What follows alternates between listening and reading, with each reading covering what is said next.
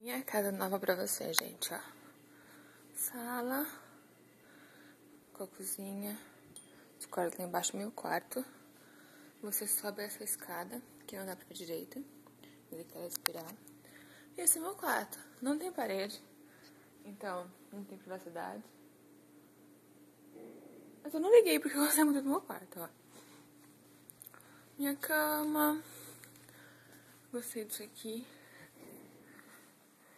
Tipo, se eu abrir aqui.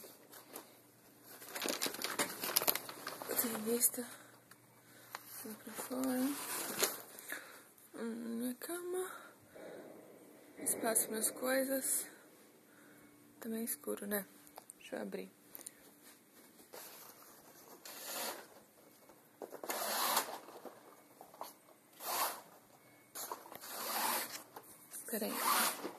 Peraí que eu vou abrir.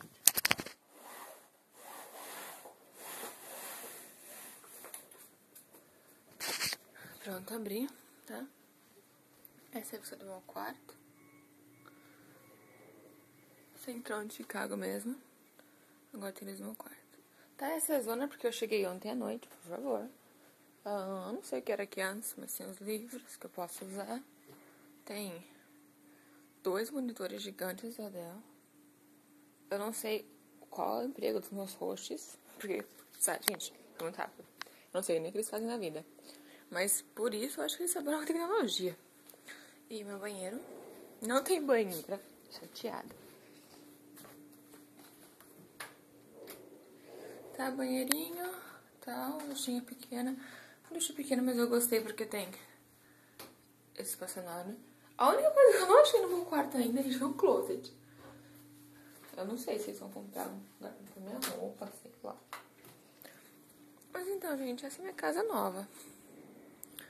Paty, você tá feliz? Tô feliz. Apesar dos pesares, apesar do desespero que foi, da pressa que foi, tô feliz. Então, isso aí, família. Pessoas. Pikachu, gente. Pikachu.